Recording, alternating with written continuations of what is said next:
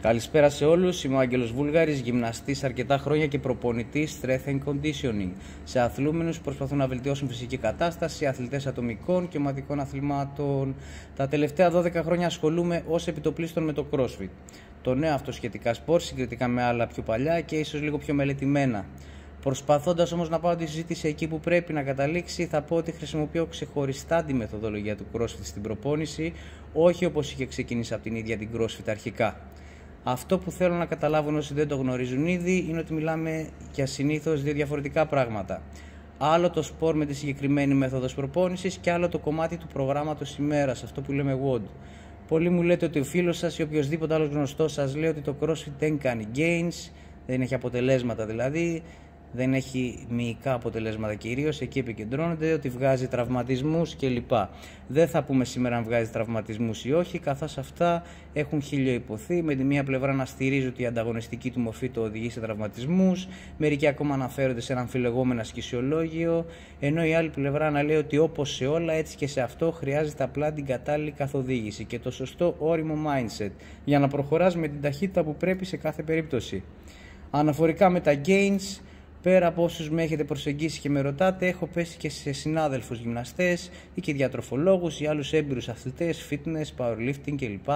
Που προβαίνουν σε αναλύσεις για το CrossFit, μέσα από τις οποίες καταλαβαίνει κανείς ότι δεν έχουν καταλάβει από τι ακριβώς αποτελείται μια ολοκληρωμένη προπόνηση CrossFit. Πόσες παραμέτρους έχει, ποιες είναι αυτές και πότε τις χρησιμοποιεί και γιατί. Με τους ίδιους να επικεντρώνονται μόνο στο κομμάτι του WOD, αυτό που λέμε πρόγραμμα ημέρας. Παιδιά, το CrossFit δεν είναι ένα πρόγραμμα από 5 μέχρι 25 λεπτά, ας πούμε, το οποίο γίνεται καθημερινά με διαφορετικές ασκήσεις, πολυαρθρικές, ναι, σε υψηλή ένταση, ναι, λειτουργικές, ναι, αθλητικές, ναι. Αυτό είναι ένα μέρος του. Και είναι το μέρος που σε πολλά σπορ αποτελεί το κομμάτι του conditioning, που στόχο έχει τη φυσική κατάσταση. Ανάλογα το σπορ, υπάρχει το κομμάτι της προπόνησης που προσομοιώνει το ίδιο το σπορ. Όλα τα αθλήματα που δουλεύουν σε αρκετά μεγάλες εντάσεις και που σέβονται την υγεία αλλά και την αθλητική βελτίωση και εξέλιξη των αθλητών τους, οφείλουν να έχουν μια ολοκληρωμένη δομή, μέσα στην οποία να περιέχεται ένα κομμάτι δύναμης, που μάλιστα να ακολουθεί μια περιοδικότητα από ένα προπονητή που να γνωρίζει τις βασικές αρχές του πώς να δομεί, πώς να εξελίσσει, πώς να αξιολογεί, να τροποποιεί, με γνώμονα πάντα την αποτελεσματικότητα και την ασφάλεια. Ένα κομμάτι condition, ένα κομμάτι τεχνική, συμπληρωματικές ασκήσεις, τακτική, που να καλύπτονται αδυναμίες ατομικές, αλλά μαζί όλα αυτά με μια προσεγμένη αποκατάσταση. Εδώ βέβαια θα δώσω και την άλλη πλευρά και θα ρίξω δίκαιο σε όσους έχουν νομίσει λάθος ότι το CrossFit είναι μόνο αυτό, μόνο το WOD δηλαδή, και αυτό έχει να κάνει με το ότι πολλές φορές συνάδελφοι προπονητές δουλεύουν το CrossFit με αυτόν ακριβώς τον ημιτελή τρόπο, δίνοντας λάθος εικόνα. Αυτό σίγουρα πρέπει να αλλάξει και θεωρώ ότι γίνεται σιγά σιγά, γιατί ευτυχώς υπάρχει μεγάλη ενημέρωση και ο κόσμος γενικά εκπαιδεύεται και εξελίσσεται. Θα ανοίξω μια μικρή παρένθεση εδώ και θα πω ότι μιλάμε για αθλητές και ασχούμενους που αρχίζουν να αποκτούν μεγάλη εμπειρία και θέτουν υψηλές απαιτήσεις. Για το μέσο αρχάριο αθλούμενο ή για κόσμο ο οποίος θέλει να κρατήσει μια ρουτίνα που να το βοηθήσει να είναι υγιής, να είναι λειτουργικός, τότε το κομμάτι του WOD, προγράμματος ημέρας, είναι αρκετό να του δώσει πολλά ωφέλη. Πάντα με την κατάλληλη καθοδήγηση βέβαια από έμπειρο και επιστημονικά καταρτισμένο γυμναστή προπονητή.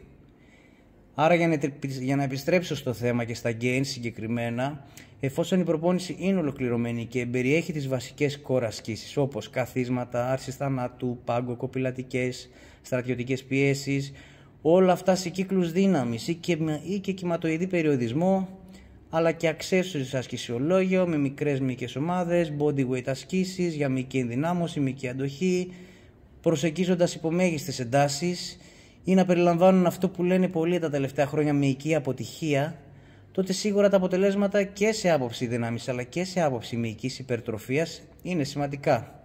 Εφόσον βέβαια πάντα συνοδεύονται με το σωστό διατροφικό πλάνο, επαρκή ύπνο και γενικότερα μια συνολικά καλή αποκατάσταση. Επιπροσθέτως να πούμε ότι σίγουρα σε ένα βαρύ WOD που συνδυάζονται ασκήσεις που χρησιμοποιούν μεγάλες μυϊκές ομάδες και υψηλό φορτίο, πάλι μπορούν να δημιουργηθούν συνθήκες που να ευνοούν ένα μεταβολικό περιβάλλον. Αλλά όταν η παλμή είναι ανεβασμένη, σίγουρα δεν μπορείς να κυνηγήσεις τη μυϊκή αποτυχία, ότι είναι ο στόχος των προγραμμάτων αυτών, αλλά σίγουρα και πάλι συμβαίνει. Συνεπώς, αν το CrossFit γίνεται ολοκληρωμένα, με σεβασμό στις βασικές αρχές της προπονητικής, είναι από τις κορυφαίες μεθόδους προπόνησης στο να δεις αποτελέσματα, όχι μόνο καρδιοαναπνευστικά ή σε δύναμη και αντοχή, που είναι οι άμεσα εμπλεκόμενες παράμετροι που ζητάει το σπορ αυτό, αλλά και σε αλλαγή στο σώμα, στην εμφάνιση, σε υπερτροφία μυϊκή, σε μείωση σωματικού λίπους. Τέλος, στα συν πρέπει να βάλουμε ότι είναι από μόνο του ένα ολοκληρωμένο σπορ που σίγουρα λόγω της ποικιλίας του δεν θα το βαρεθείς ποτέ. Παιδιά, αυτά. Δεν είμαι YouTuber, δεν θα συνεχίσω με περισσότερα βιντεάκια. Μην κάνετε like, ούτε subscribe. Κλήρωση με giveaway δεν έχω. Αυτό το ηχογράφησα γιατί αρχικά ήταν μεγάλο για κείμενο. Και ο λόγος ήταν επειδή ρωτάτε αρκετά άτομα για τα αποτελέσματα και γιατί δεν ξέρετε πώς να το εξηγήσετε καλά, ίσως σε κάποιους φίλους σας και σε όσους λένε ότι δεν είναι αποδοτική η προπόνηση του CrossFit. Καθώς βέβαια και οι ίδιοι δεν γνωρίζουν ακριβώς τι περιλαμβάνει συνολικά και γιατί είναι λίγο θολό για πολύ κόσμο του τι ακριβώς είναι το CrossFit, τι μπορεί να πετύχει κανείς, ποιος είναι ο σωστός τρόπος να το εντάξει κανείς μες στην προπονητική του καθημερινότητα. Αυτά. Αν θέλετε να πούμε περισσότερα, βρείτε με στο box ή στείλτε κάποιο μήνυμα. Τα λέμε.